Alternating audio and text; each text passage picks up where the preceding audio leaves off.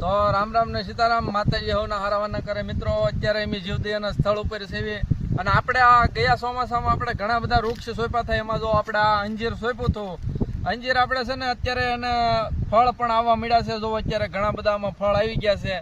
એટલે મિત્રો આપણે છે ને પક્ષી ખાઈને એવા બધા સરસ મજાના વૃક્ષ રોપવાના છે. અને છે ને પક્ષી હાટું તો આપણે બધું કાર્ય કરવાનું છે, આપણે માણસ હાટું નથી કરવાનું, પક્ષીને જ ખવડાવવાનું છે.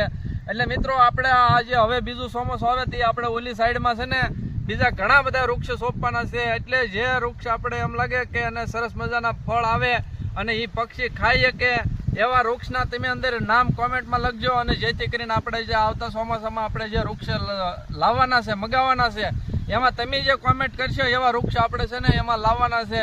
પણ મિત્રો કેવા પક્ષી ખાઈને એવા વૃક્ષના નામ લખજો, જેથી કરીને આપણે છે ને સરસ મજાનું અહીંયા એવું થઈ જાય ને પક્ષી ઝાઝા બધા આવે. વૃક્ષ જેમ ઝાઝા બધા હશે, હારા હશે, એમ પક્ષી ત્યાં ફળ ખાવા આવે. એટલે એવું આપણે કાર્ય કરવાનું છે સરસ મજાનું. અને મિત્રો જો તમને અમારું આવું કાર્ય ગમતું હોય અને આવી સેવા ગમતી હોય તો અમારા પેજને લાઈક કરી દેજો, ફોલો કરી દેજો અને શેર કરી દેજો. બાકી ડાયરાને રામ રામ ને સીતારામ, જય માતાજી.